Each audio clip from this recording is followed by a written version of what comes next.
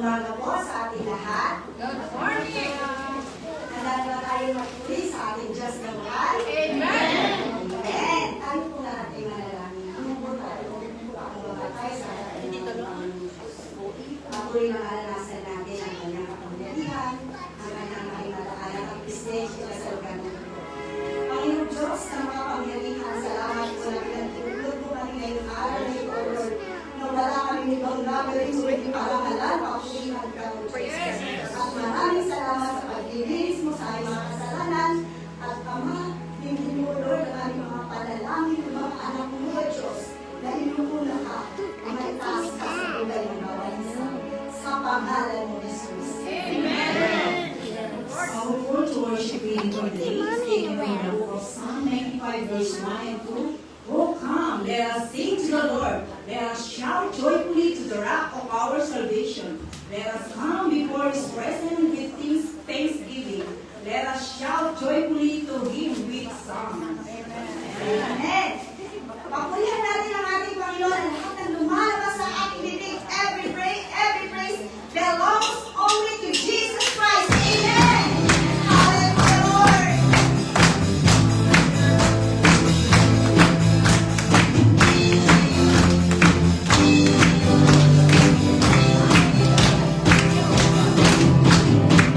Every praise to our God.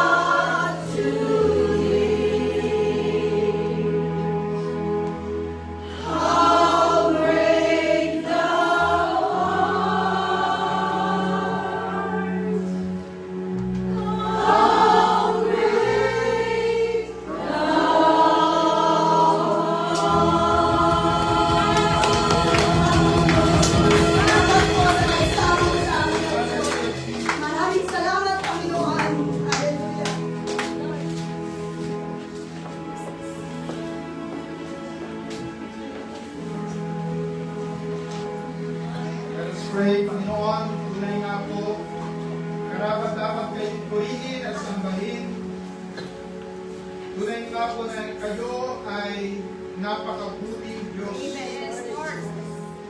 Dakila, Panginoon. At sa umagang ito, tanggapin niyo po ang aming mga papuri, ang aming mga pasasalamat. Kayo na nagligtas, kayo na umibig, kayo na nagmahal, Panginoon. Maghari kayo sa aming kalagitnaan. Ang iyong banal na Espiritu ang kumilos. Maging sa oras na ito, Panginoon, amin po ipinapanalangin, O Diyos. Pinapanalangin namin ang aming bayan ng Pilipinas na ito nga pong kaawaan at kahabagan. Pagkalooban niyo kami ng mga pinuno, Panginoon, na may pagmamahal sa iyo, pagmamahal sa bayan. At Panginoon, dalangin namin, O Diyos, na iyo nga pong paunlarin ang aming bansa. Nagkakatiwala namin ang Taiwan na patuloy po itong maging malaya. Ang iyong salita ay may pangaral sa lahat ng dako, Panginoon. Pinapanalangin namin ang bawat iglesia lokal, Panginoon, na nagkakatipon sa oras na ito. Ito ba't, Panginoon, ay Taiwanese churches, international churches, Filipino churches, O God. Ano bang lahi, Panginoon, na kung saan ikaw ay itinataas? Dinadalangin namin na iyong nga po kaming bisitahin. Ang iyong mga salita ay may pangaral, Panginoon, ang may katotohanan. Panginoon, kayo po ang mangusap sa iyong mga anak, Panginoon. Katagpuin maging ang kanilang mga panalangin. Maging sa panahon na ito, sa oras na ito, patuloy namin dinadalangin, Panginoon, mga kapatid na may karamdaman na kayo po ang magbigay kagalingan sa mga makaligas amin, kayo po ang magpagaling. Ganun din po sa binti, Panginoon. Ninananay po, Diyos, dalangin namin ang iyong kagalingan. At sa lahat ng pangangailangan, Panginoon, kayo po ang magaling. Sa oras na ito, Panginoon, pagharian niyo po kami. Itago niyo sa krus ng Kalbaryo ang inyong lingkod. Kayo po ang maitaas sa pangalan ni Jesus. Amen. Purihin ang Panginoon.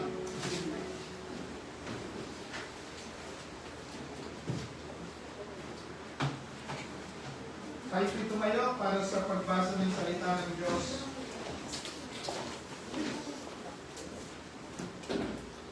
In Acts 2:42-47, and they continued steadfastly in the apostles' doctrine and fellowship, in the breaking of bread and in prayers.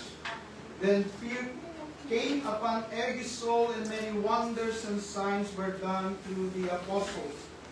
Now all who believed were together and had all things in common, and sold their possessions and goods, and divided them among all as anyone had need. So continuing daily with one accord in the temple and breaking bread from house to house, they ate their food with gladness and simplicity of heart, praising God and having favor with all the people. And the Lord added to the church daily those who were being saved. And in 1 Peter 2:9-10, but you are a chosen generation, a royal priesthood, a holy nation, His own special people, that you may proclaim the praises of Him who called you out of darkness into His marvelous light, who once were not a people, but are now the people of God, who had not obtained mercy, but now have obtained mercy. Praise be to God. Mga kapupo tayo. Tayo po ay nasa series pa rin na Rediscovering the Church. Rediscovering the Church. So, ano nga ba yung church? Ito ba ay isang, ano ba yung idea natin patungkol doon? So, yung main natin ay yung ating mga binasa kanina is Acts 2:42-47, 1 Peter 2:9-10, and we will also use Romans 12, verse 4-5. So pagka narinig ba natin yung salitang church, No? O sa Tagalog ay iglesia. When you hear the word church, what comes to mind? Is it a building? Building ba yun? So usually, gano'n, no? Kasi, o isang place, no? Pupunta ako sa church, no? So, meaning place siya, or a building. Or is it a program? Pag program, sabi natin church done, di ba? Kasi program siya, di ba? Pero parang ano yan, di ba? Church done. Or a people, no? Ito ba ay tao? Is it a building, a program, or a people? So yung key scriptures natin for today ay taken sa Acts 2:42-47, 1 Peter 2:9-10, and Romans 12 verse 4-5. Nandoon yung mga key words na highlight natin. Devoted themselves to the apostles' teaching, fellowship, breaking of bread, and prayer. Now, yung word doon is devoted. Saan bagay sila nag-devote?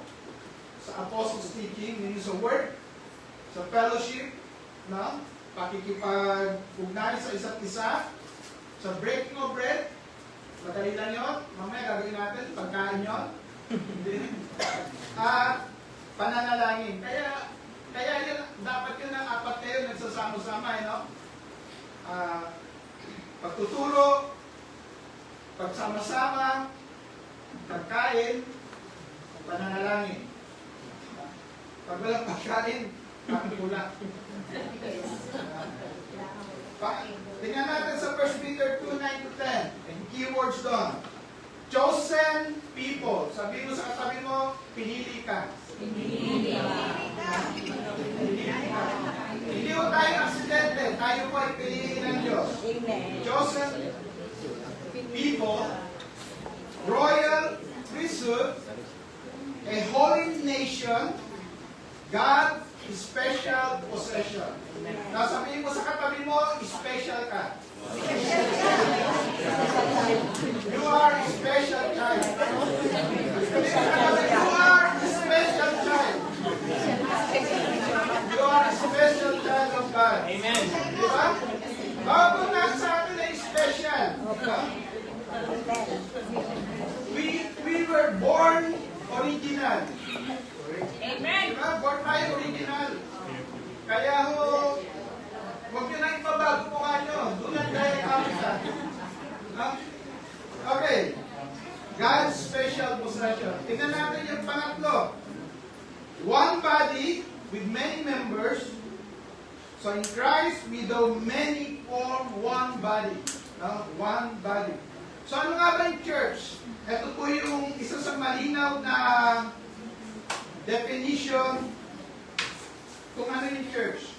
Church is a local assembly of believers as well as the redeemed of all ages who follow Jesus Christ as Savior and Lord. So it is a local assembly of believers. Kaya sinasabing may lokal, no? O sa atin dito, we have, ito yung local natin, no? Meron local doon sa taas. Kanina, galing ako doon. Binigyan ako ng, ang tangerines.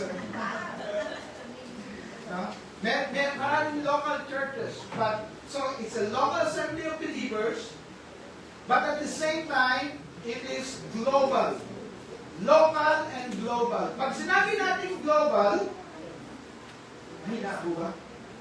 pag sinabi natin global, yung lahat ng mananampalatayang nagkakatipon. Lahat yun, no? Anumang denomination na nananampalataya sa Panginoon, si Jesu Cristo bilang Panginoon at tagapagligtas, kasama yon sa global church. At hindi lamang yon, lahat, all ages, ibig sabihin yun yung mga nauna sa atin, no? Hanggang sa mga susunod, lahat ng iligtas ng Panginoon, yung mga namamahinga, pagbalik ng Panginoong Jesus ay kanyang i-resurrect, mababago ang katawan, At tayo naman, kung sa pagbabalik ng Panginoon ay narito, tayo ay inimig niya sa air, at yung mga nahimlay at ang mga buhay ay magsama-sama. That's the church. So ano ba? The church as the body of Christ started on the Pentecost. No? Yung church po ipinanganak noong Pentecost. 50 days after ng resurrection ni Jesus Christ, ipinanganak ang church. After the ascension of Jesus. No? Founded upon the death, resurrection, and ascension of Christ, and made possible on the Pentecost. Galatians 3:23 to 25, Ephesians chapter 1, tinatakan ng banal na Espiritu, and fully purchased with Christ's blood. Napaka-importante po yun. Tandaan mo natin, tayo ay binayaran ng dugo ni Jesus. So ano ang church? Tatlong bagay. The church is a community of believers. Number one, the church is a community of believers. So anong i-rediscover natin doon? Let us discover the joy. Now, merong joy of belonging and participating. Kaya kahit mag-isa na dito sa Taiwan, hindi ka nag-iisa. Una, kasama mo ang Panginoon. Pangalawa, He has His body. No? At yun po, ang tawag po doon ay church. Let us rediscover the joy of belonging and participating. Hindi lamang joining, but participating. Ano yung kaibahan ng participating? Yung joining, siguro nakikita ka, participating is, nakialam ka, meron kang pakialam.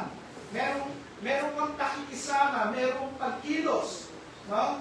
Meron ka kasing gifts na ibinigay sa iyo. Tingnan mo natin, balikan natin yung ating key verses.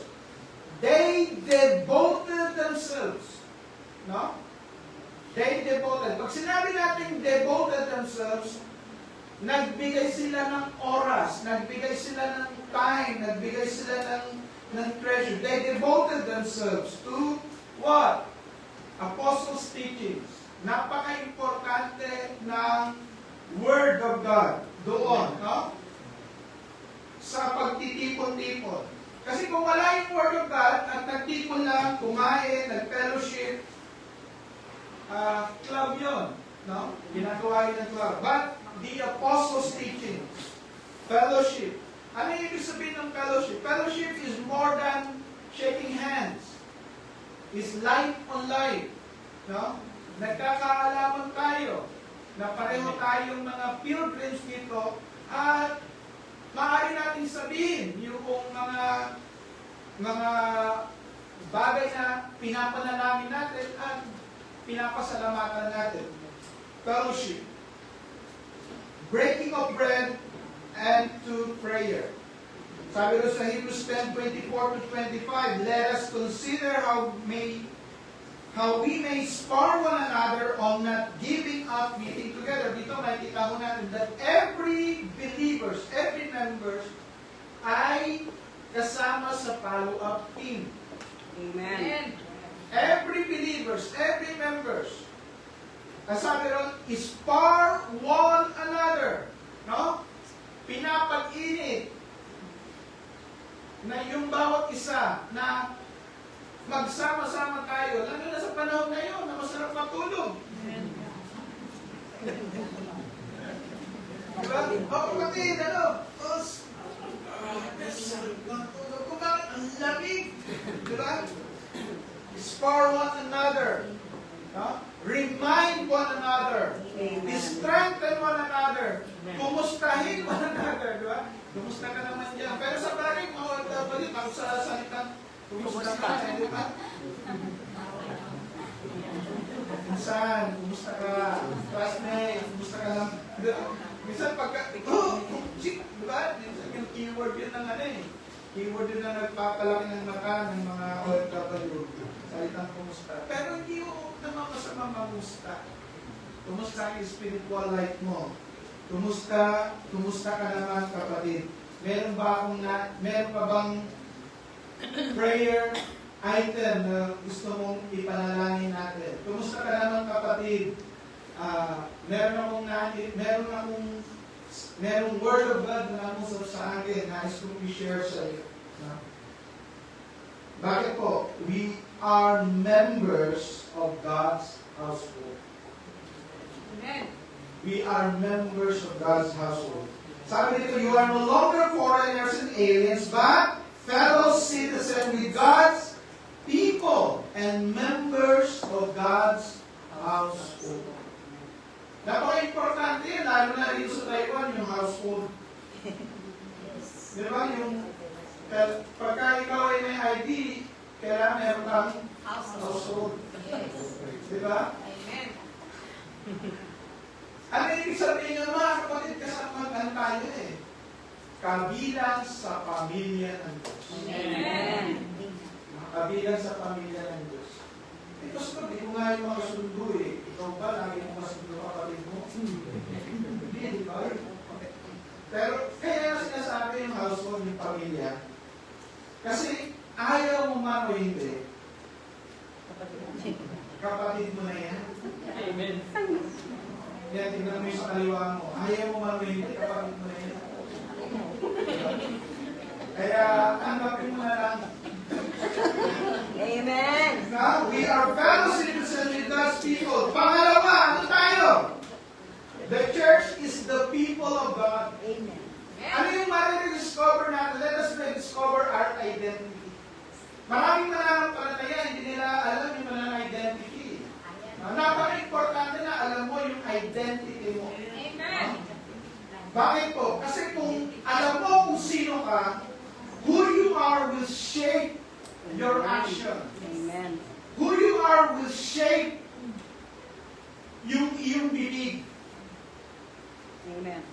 Will shape it. Bakit mo? Kasi alam mo, no? Alam mo na ano? Na the Lord is your shepherd. Kung ang Panginoon ang yung shepherd, therefore, He is the one who will lead you to green pastures. The Lord is my shepherd, He will lead me to green pastures. Eh, ganito yung sitwasyon ko, no? The Lord is over my situation. Amen. Grabe yung labanan sa aking buhay. The Lord is my shepherd. He will let me sit in front ng ano? In front of your enemies.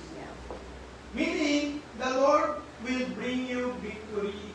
Kasi siya ang nagpaglaban para sa identity, napaka-importante yan sa atin. Napaka-importante na alam natin kung sino tayo. Sabi dito, we are a chosen people.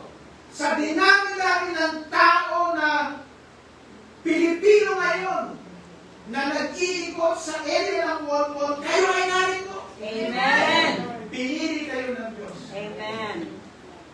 We are a chosen people. Pinili tayo. Lord. No? Pinili tayo ng Panginoon. Pangalawa, we are a royal priesthood. Ano ba yung ginagawa ng priesthood ng namamagitan? So, that means tayo po ay nagiging tagapamagitan sa mga tao. No? Pag kayo ay nag-iimbita, namamagitan ka sa mga tao, pag ikaw ay nananalangin, dati, nung tayo po ay hindi pa mananampalataya, tayo ay ipinapanalangin. Nung maging mananampalataya ka, nakikipanalangin ka na. And as you grow in your faith, nananalangin ka na para sa iba. Amen. You intercede. Kaya nga yung ating small group kasama ron eh, intercession, meaning we are praying not only for ourselves, but we are praying for others. That is priesthood na mamalitan. Bawat isa sa atin ay kasama doon sa kaparian ng Panginoon. Royal priesthood, bawat believers. Ano pa? Holy nation. Ano ba yung ibig sabihin ng holy? No? Ang alam ng iba ay malayo, walang pagkakamalian kasi banal yan. Hindi. Ang pag sinabing banal o holy, ito ay inihiwalay para sa Panginoon. Amen. Consagrado. Consecrated for God's use only. Holy nation. No? Ano ibig sabihin yun? Isang bansa Isang grupo ng mga taong pinili ng Diyos, no? Binanan niya, iniwalay niya sa karamihan upang magamit niya sa kanyang kapurihan. Amen. For His glory. We are part of that. Eh, di ba kailangan perfecto ka? Tingnan mo natin, basahin mo natin ang Biblia. Basahin niyo po yung Old Testament, makikita niyo kung gaano ka-perfecto ang mga Israelita. Lalo na yung Book of Judges. Now, doon sa Old Testament, sila yung picture of a holy nation. Di ba? Sila yung pinaunlad ng Diyos. Nung maunlad na sila, nakalimutan ng Diyos, naging alipin na yung bansa, tapos nanumbalik sa Diyos. No? Pero sila pa rin ay pinili ng Diyos. Israel was called to be God's treasured possession and kingdom of peace. Ganon din po ang church. Tayo po. Now remember si Abraham, pinangakuan mo, dalawa yung pangako kay Abraham. Meron yung earthly, meron yung heavenly. Doon sa earthly, ang sabi ng Panginoon sa kanya, magkakaroon ka ng maraming anak, katulad ng kasing dami ng buhangin sa dagat, earthly. Yun po yung physical Israel. Pangalawa, merong spiritual. Magkakaroon ka ng maraming anak, katulad ng kasing dami ng bituin sa langit. That's spiritual. And we are part of that. Amen. Therefore, as God-chosen people, holy and dearly loved. Kaya huwag kang mag-ego na walang nagmamahal sa iyo.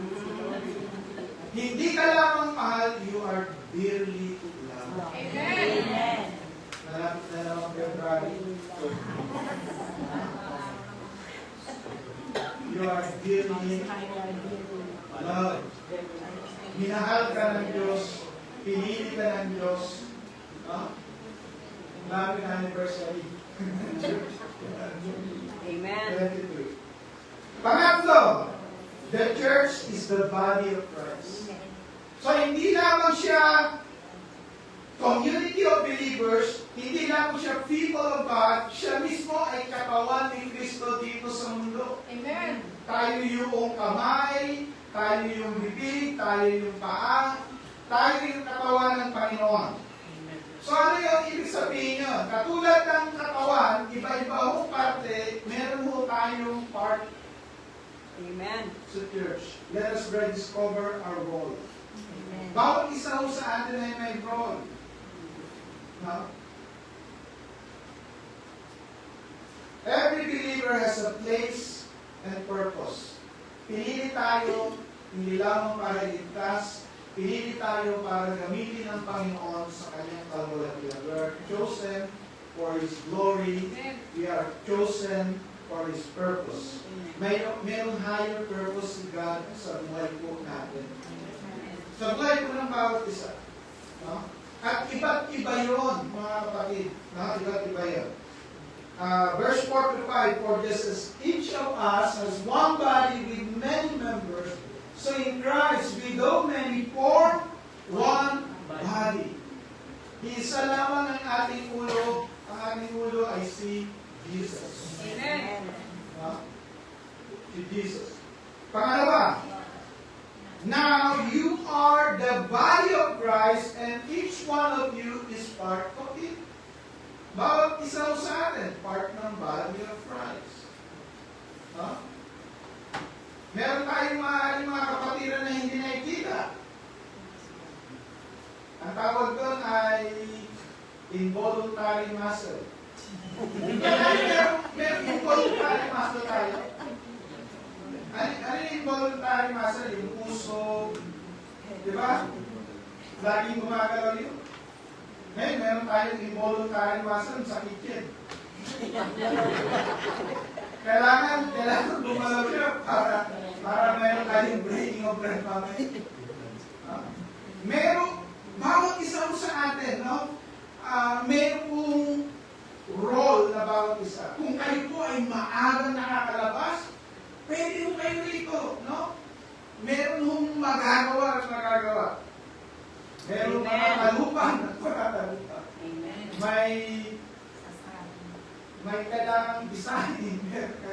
Meron po pwedeng gawin ng bawat isa. Kung kayo po ay binigyan ng Panginoon ng talento, lagi natin tatandaan, lahat ng ibinigay sa atin ng Panginoon, ipagsusulit natin. Amen. No? And let us use those gifts. No? Iba't iba man yun. No? Iba't iba man yun. Sa darating na anniversary, no? Tayo po yung host, no? Sasama sa atin yung wallet, sasama sa atin dito ang tawid. Baka meron sa inyo magaling mag-construction. Pag-agaw tayo second floor. Ano yung mga pangangailangan? Let us be part, no? Sabihin mo sa katabi mo, hindi ka bisita. Hindi ka bisita. Hindi ka bisita. Hindi ka bisita kapag kailangan ng kapawalan. Now you are the body of Christ and each one of you is a part of it. 1 Corinthians 12 verse 12 to 13. Just as a body, one has many parts, we were all baptized by one Spirit. Isang banal na Espiritu ang kumikilos sa atin. Amen. So the church is, pang-apat, let us rediscover the cause. Hindi po, now remember, ang church po, no? Hindi po cheap. Hindi mo mumurahin ang church. Binayaran ito ng Panginoon ang kanyang dugo. Amen. Christ gave His life for the church, and we give ours in service. So, kailan po nagsimula? The church began after Jesus' ascension, and we were empowered by the Holy Spirit. Faith in Christ opened the way for the promise of the Spirit. Yung tatak ng Banal na Espiritu, yung pangako ng Panginoon. And the church was purchased with Christ's blood and raised in His power. Kaya nga po, sa 1,000 taon, nariyan na yung persecution, nariyan po yung iba't ibang mga pagsubok, the church stood. No? Now, marami mo ang mga pagsubok ng churches. Sa ibang bansa, no, sa ibang part ng Africa, meron mga pinapalay mga nananampalataya. Sa mga mauunlad naman, merong nalulunod sa kaunlaran. Nakakalunod ng prosperity. Diba? Minsan nakakalunod yung kasikatan.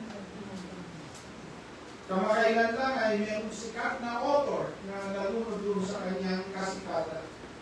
At nakalimutan niya ang panawagan sa kanyang Diyos. So, apat na bagay po mga kapatid. Let us remember this. The church is a community devoted to Christ. Kanino na devoted? Dapat sa kanisa. Amen. A church is people chosen by God. Pinili ka ng Diyos.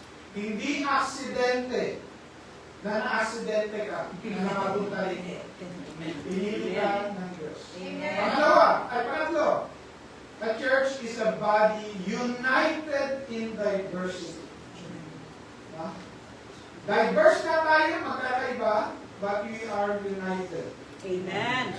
Because there's one Holy Spirit na yun yung tatak natin. At ang sabi ng Panginoon, they will know that you are my disciples if you love one another. A body united in diversity. Panghuli, a mission founded in Christ's sacrifice. Ang pundasyon po natin ay ang finished work ni Jesus Christ sa cross. Binayaran tayo ng Panginoon, minahal niya tayo. Kailan namatay ang Panginoon Jesus? Hindi naman tayo perfecto, sabi ng salita ng Diyos. When we were yet powerless, when we were yet sinners, Christ died for us. Amen. Hindi sinabi, dahil napakabait mo, namatay si Kristo Jesus para sa iyo. Dahil napakabuti mo, namatay si Kristo Jesus sa iyo. Hindi. Tayo'y napasaway. Tayo'y naging makasalanan. Tayo ay lumayas. Si Jesus ay namatay para sa atin. Ganun po yung grasya ng Diyos. Huwag mo natin kalimutan yun. Napakalaki ng pagmamahal ng Panginoon sa atin. Napakalaki. No? So, ano yung takeaway natin dito? The church is not something we attend. Hindi po ito yung, naka-attend na ako ng church, okay na ako, no. The church is not something we attend, it is who we are. Amen. Tayo yung church. Yung tao ang church. Sabi ni Jesus Christ, no? 2 or 3 gathered together in my name. Amen. There am I in the midst of them. Ang pinakamahalaga, kasama natin ang Diyos. Amen. Ang pinakamahalaga, naroon ang Panginoon sa ating kalaliman. Hindi yung init at lamig, hindi yung kabuuan. No? Maganda-handa na tayo sa, medyo siguro may time pa tayo mag-sleep. Nag-iisip kami, paano tayo magkakasya pag sa amin sumapit na dalawa. Tanggalin natin dito mga balat yung tanggalin. Tapos maglalagay tayo dito ng balcony. Hindi. Let us rediscover the church. To rediscover the church is to rediscover our identity. Sino tayo kay Kristo? Amen. Hindi ho tayo basta kung sino lang tayo pinili ng Diyos. Si Jesus ay namatay para sa atin. Let us rediscover our identity. Pagkakilala mo sino ka, maraming bagay na mawawala. No? Mawawala yung self-pity. Wala na pagkakal sa akin. Mawawala yung nag-iisa na lang ako. Hindi mo, minahal ka ng Panginoon. Nakuha mo natin. Amen. Hindi ka niya iiwan, hindi ka niya pababayaan. Mahina ako. I can do all things through Christ who strengthens me. Walang-wala na ako. Ang sabi mo ng Panginoon, your job shall provide all your needs. Ang sabi ko ng Panginoon, my God shall supply all my needs according to the Taiwan's riches. Ang malinaw mo, our God shall supply all our needs according to His riches. Amen. According to His. Hindi ko according to ours. Yun po yung security natin. Yung ating identity. Sino ka? No? Hindi po ito katulad ng mga short Chinese na makikita ninyo. Di ba? Siya pala yung nawawalang prinsip. Secret billionaire.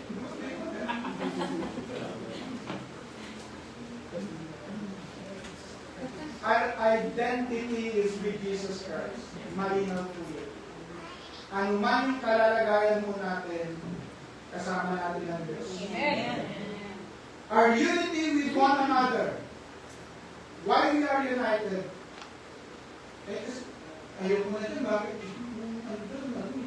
Masungit. Parang hindi ka, pero daming mali. Parang hindi ka nagkamali. Parang hindi nagkasala. All of us are recipient of God's grace. Amen. And as we meditate on that, na nakakatayo tayo dahil sa biyaya ng Diyos, and God's empowerment that unites us. Na tayong lahat, minahal ng Panginoon nung tayo po ay makasalanan. Amen. Now, that doesn't mean give us permission to continue to sin. But lahat tayo ay binabago ng Panginoon. Amen. At lahat po tayo naglalakbay para sa pagbabago na ito. Lahat po tayo, we are co-travelers. At nawa makita natin yan as a church, no? Nagpapalakasan, nagpapanalaginan, natigilan. And our mission to proclaim His glory to the world. Our mission is to proclaim the glory of God. Alam niyo po kung bakit may evangelism? Bakit may outreach? Bakit? Kasi walang worship. And eventually, pagkatapos ng lahat, no? Ang maririnig na lang, yung mga kataga, ng mga taong nakapalibot sa to. Sabi nila, sino karapat dapat? Sino karapat dapat? Ano sabi nila? You are worthy. Sino? Si Jesus. You are worthy. Di ba? Sino ang worthy? Si Jesus. Pagkatapos na ma-harvest ang lahat, haharap mo lahat, doon tayo sa throne. Sasabihin natin, you are worthy, Lord. You are worthy of it all. At lahat ng crown natin nakuha, ilalagay natin sa kanya. Lahat ng reward natin nakuha, ilalagay natin sa kanyang pangit. Alam niyo bakit pag nag-offering, lumalapit tayo? Imbes na lapitan tayo. Kasi pag nilalapitan tayo, ang akala natin, tayo ang nagsusupport kay God. Pag lumalapit tayo, we are offering, Lord, you are worthy of it all. Lord, you are worthy of it all. Amen. Ito mga bagay na ito nilalapit ko sa iyo dahil ikay karapat. Magkaiba ho yun. Magkaiba ho yun. Magkaiba ho yun ng laman ng puso. Kasi pag nilalapitan ka as if you are needed. Pero pag kayo ay lumalapit, sinasabi, Lord, you are worthy of it all. Lord, karapat-dapat ka. Lord, ikaw ang nag-empower. Lord, kasama ako sa katawan mo, isang pribilehiyo na niligtas mo. Amen. Diba? Karapat-dapat. At naman makita mo natin yun as a church, minahal tayo, inibig tayo, ginawa tayong kabahagi ng Panginoon sa kanyang katawan. At sa kanyang pagbabalik, kasama niya tayong malahat. Tayo po'y tumayo at tayo po'y manalangin. Panginoon, purihin ka, O Diyos. Sa iyo ang lahat ng kapulihan. Sa iyo ang lahat, Panginoon. Karapat-dapat kang purihin, karapat-dapat kang sambahin. Salamat, Panginoon, at pinili mo kami, pinatawad, isinama mo kami sa iyong katawan. At sa iyong pagbabalik, Panginoon, nawa matagpuan niyo kaming tapat, sapat na naglilingkod sa iyo, sa pangalan po ni Jesus.